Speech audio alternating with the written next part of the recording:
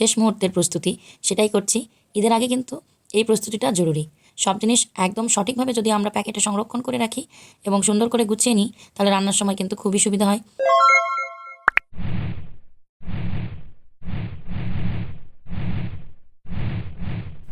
আসসালামু আলাইকুম বন্ধুরা, আমি হুমায়রা মেহজাবিন চলে এসেছি ঈদের আগে একটি নতুন ভিডিও নিয়ে।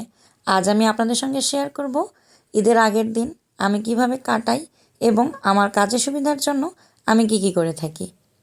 তো কেমন আছেন সবাই? আশা করছি ভালো আছেন।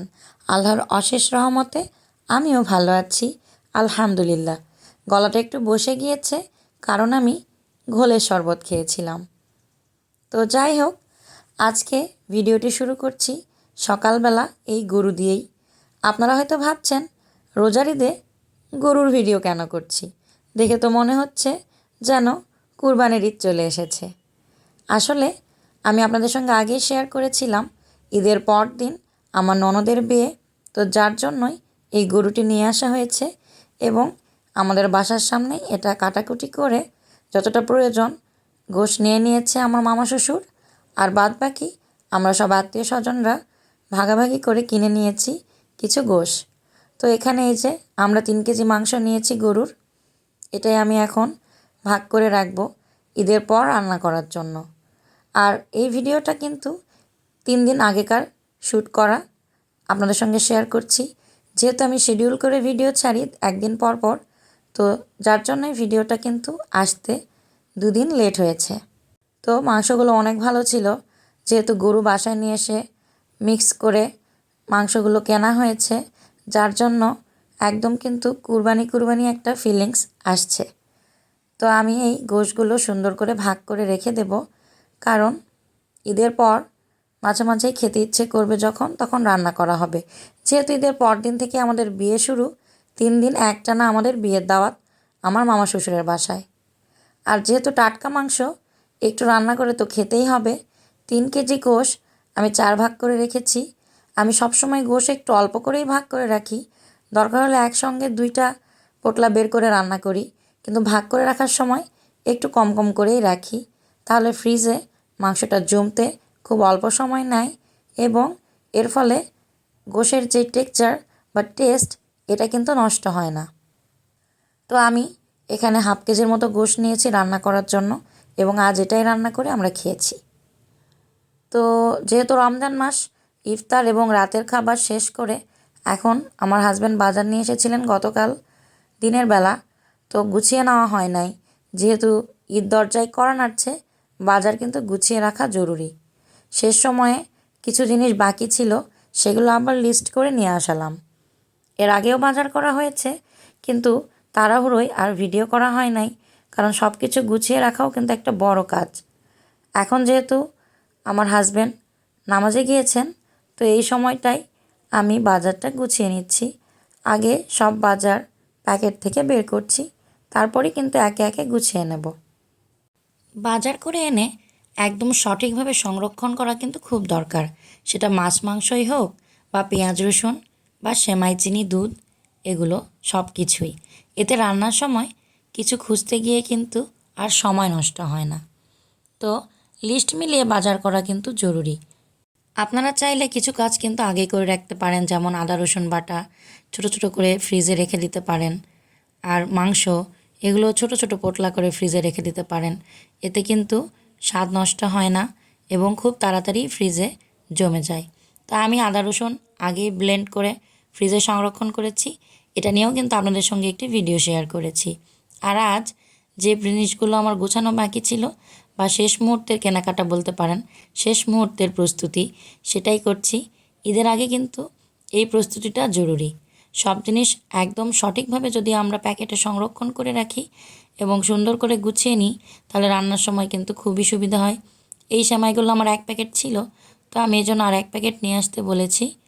সব কিছুই আসলে বেশি বেশি নিয়ে এসে রাখলে এক্সপায়ার হয়ে যাওয়ার সম্ভাবনা থাকে এবং স্বাদও কিন্তু অনেকটা কমে যায়।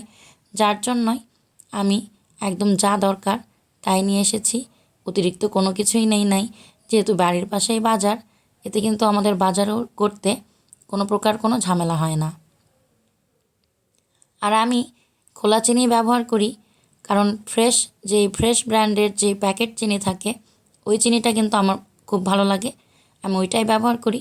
আর ওইটা যদি বাজারে আমরা যে দোকান থেকে বাজার করি সেই দোকানে না পাওয়া যায়, তাহলে আমার হাজব্যান্ডকে আমি বলে দিই খোলা চিনি নিয়ে আসতে। কারণ প্যাকেট চিনিটা খুব বেশি মিষ্টি হয় না, অনেক চিনি ইউজ করলেও না মিষ্টি খুব কম হয়। আর ঈদে তো সেমাই পায়েস এসব রান্না করা হবে, তো মিষ্টি যদি পরিমাণ কম হয় তাহলে কিন্তু খেতে ভালো লাগবে না। তো আমরা ভালো দোকান থেকেই সবসময় শপিং করি, মানে এই বাজার সদাই আর কি। তো সেখান থেকেই খোলা চিনি নিয়ে এসেছে, ওইটাই আমি আমার এই বক্সে ভরে রাখলাম যাতে রান্নার সময় ইজিলি ব্যবহার করতে পারি। তো আমি অনেক সময় চিনির পরিমাণ কম হলে প্যাকেট সহই বক্সের মধ্যে ঢুকিয়ে দিই। প্যাকেট সহ ঢুকিয়ে দিলে চিনিটা না গলে যায় না। অনেক সময় চিনি রাখলে দেখবেন ভেতরে বাতাস ঢুকে চিনিটা একটু গলা গলা ভাব হয়ে যায়, তখন কিন্তু সেই চিনিগুলো আর ভালো লাগে না। তো এই জন্য আমি অনেক সময় প্যাকেট ধরেই শুধু মুখটা কেটে চিনি ভিতরে ঢুকিয়ে রাখি, এতে ইউজ করতেও ভালো হয় এবং চিনি একদম শুকনো ফ্রেশ ঝরঝরে থাকে। আর এই তেজপাতাগুলো কিন্তু খুব ভালো স্মেল ছিল, আমি একটু শুকছিলাম, তো ওটা দেখে আমার ছোটো ছেলেও বলছে মামা আমিও শুকবো। তেজপাতার গন্ধ কিন্তু খুব সুন্দর লাগে। তো এভাবেই কিন্তু একে একে আমার যেই জিনিসগুলো শেষ হয়ে গিয়েছিল বা প্যাকেটে কমে এসেছে সেগুলো আবার রিফিল করে নিচ্ছি। এবং রিফিল করতে গিয়ে আমার এই কালো এলাচগুলো সব কিন্তু বক্সে না পড়ে সব নিচেই পড়ে গিয়েছে। এটা দেখে আমার ছোটো ছেলে যে কী হাসছিল, এটা আমি রেকর্ডে রাখতে পারি নাই, কারণ বাইরে থেকে আরও আদার্স সাউন্ড আসছিল, যার জন্য আমি আপনাদের সঙ্গে শেয়ার করতে পারি নাই।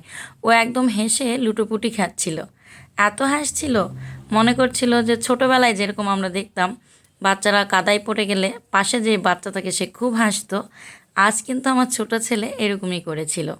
আমার এই এলাচগুলো যখন নিচে পড়ছিল ও হেসে হেসে একদম কুটোকুটি হয়ে যাচ্ছিল। আর আমি গুঁড়ো দুধের পাশাপাশি কিন্তু ফার্ম ফ্রেশের এই দুধগুলোও ব্যবহার করি। এই দুধগুলো অনেক সময় খুবই উপকারে আসে রান্নায় চটজলদি দুধ ঘন ব্যবহার করতে, কিন্তু ফার্ম ফ্রেশের এই দুধগুলোর জুড়ি মেলা ভার। হঠাৎ সেমাই খেতে ইচ্ছে করছে, দুধ ঘন করার প্রয়োজন নেই বা গুঁড়ো দুধ ইউজ করার প্রয়োজন নেই, এই দুধগুলো ব্যবহার করেই আমরা সামান্য একটু লাচ্চা সেমাই ডুবিয়ে যখন তখন খেতে পারি। কারণ আমার হাজব্যান্ড ও আবার লাচ্চা সেমাই পছন্দ করে, মাঝে মাঝেই হঠাৎ করে খেতে চায়, তো তখন যাতে চট করে বানিয়ে দিতে পারি এজন্যই এইটা নিয়েছি। এছাড়া গরুর দুধ কিনে রাখা হয়েছে ফ্রিজে, মানে ডিপ ফ্রিজে আমি গরুর দুধ সংরক্ষণ করেছি, কারণ ঈদে তো সেমাই খেতেই হবে। আর গরুর দুধ ছাড়া সেমাই কিন্তু অসম্পূর্ণ, আপনি যেই দুধ ইউজ করুন না কেন গরুর দুধ একটু না দিলে কিন্তু সেমাইয়ের আসল টেস্ট আসে না। তো যার জন্য আমি কিন্তু কনডেন্স মিল্ক, গুঁড়ো দুধ এবং এই ফার্ম ফ্রেশ দুধ সব কিছু রাখলেও গরুর দুধ কিন্তু সবার আগে প্রেফার করি। তো এসব আস্তে আস্তে লবণও ঢেলে নিলাম, লবণের কৌটোয় লবণ কম ছিল, তো আরও 1 প্যাকেট লবণ ঢেলে নিলাম যাতে রান্নায় কোনো রকম সমস্যা না হয়। সরিষার তেলের শিশিতেও সরিষার তেল কমে এসেছিল, তো ওখানেও আমি সরিষার তেল ঢেলে নিচ্ছি। একে একে কিন্তু সব কিছু হাতের কাছে গুছিয়ে নিচ্ছি যাতে কোনো প্রকার কোনো সমস্যা না হয়। আর সব কিছু এক জায়গায় সুন্দর করে সাজিয়ে গুছিয়ে রাখার কারণে হাত বাড়ালেই কিন্তু সাথে সাথেই সেটা পাওয়া যায়, এবং গুছানো থাকলে কোনো কিছুই রান্নার সময়ও এলোমেলো হয় না। সাজানো গোছানো সব কিছুই কিন্তু অতি সুন্দর। আপনি যদি কোনো জায়গায় গিয়ে দেখেন সব একদম পরিপাটি করে সাজানো আছে, সেটা দেখলেও কিন্তু আপনার মনে শান্তি লাগবে, আর আপনি চাইবেন সেটা যেন এলোমেলো না হয়। তো আমরা মেয়েরা এইটাই সারাদিন সকাল থেকে রাত পর্যন্ত গুছিয়ে রাখি, রাত থেকে সকাল পর্যন্ত আবার আমার হাজব্যান্ড বা বাচ্চারা সব এলোমেলো করে ফেলে, সকালে উঠে আবার কিন্তু আমরা সারাদিন ধরে সব কিছু গুছিয়ে রাখি। গোছানো স্বভাবটা যেন মেয়েরা জন্মগতভাবে পেয়েছে। তো ওই যে বক্সে আমার কিছু মশলা আগে থেকে ছিল, সেখানে আরও কিছু মশলা আমি রেখে দিলাম। আর আমার কিচেনে এসে যে বক্সগুলো রিফিল করলাম সেগুলো কিন্তু একে একে আমি সেলফে রেখে দিলাম। আর এখন আমি সয়াবিন তেলটাও ঢেলে রাখবো যাতে খুব সহজেই আমি ব্যবহার করতে পারি, এটাও কিন্তু খুব জরুরি। এই তেলের মুখ খুলে রাখা এটা কিন্তু রান্নার সময় খুবই অসুবিধা হয়, মুখটা বন্ধ থাকলে রান্নাতে আমি বিরক্ত বোধ করি, যার জন্য এটাও কিন্তু আমি একদম এখনই খুলে সুন্দর করে ঢেলে রাখবো আমার এই ব্যবহার করা তেলগুলো এই অয়েল জারের ভিতরে। এই অয়েল জারটা কিন্তু ইউজ করতে খুবই সুবিধে, কোনো প্রকারই কোনো সমস্যা হয় না, আর তেল ঢালতেও কিন্তু খুবই আরাম। আমি এভাবে রেখে ইউজ করি। আর যতটা ইউজ করি না কেন এখান থেকে নিয়ে করি, এবং বেশি ইউজ করতে হলে তখন বোতল থেকে ব্যবহার করি। আসলে ইউটিউবে এসে আমি একটু বেশি গোছানো হয়ে গিয়েছি, যেহেতু আপনাদের সঙ্গে ডেইলি লাইফটা শেয়ার করতে হয়, এজন্যই। আর এখন আমি আপনাদের সঙ্গে শেয়ার করছি আকবরিয়ার এই যে এই শপিং ব্যাগটি। আকবরিয়া থেকে আব্বু আমাদের জন্য দই, ক্ষীর এসব কিছু নিয়ে এসেছে। আর আকবরিয়া কিন্তু অনেক বছর থেকেই বগুড়ার খুবই বিখ্যাত একটি ব্র্যান্ড, এবং সব উত্তরবঙ্গের একটি ঐতিহ্যবাহী ব্র্যান্ড হলো আকবরিয়া। এখানে অনেক কিছুই পাওয়া যায়। আব্বু আমাদের পছন্দের কিছু জিনিস নিয়ে এসেছেন। আব্বু ঈদ করতে এসেছেন আমাদের সঙ্গে। তো আমি ক্ষীর এবং দই আপনাদের সঙ্গে শেয়ার করছি। আকবরিয়ার দই কিন্তু খুবই সুস্বাদু হয়ে থাকে। যারা খেয়েছেন তারা তো জানেন, যারা খাননি তারা অবশ্যই খেয়ে দেখবেন।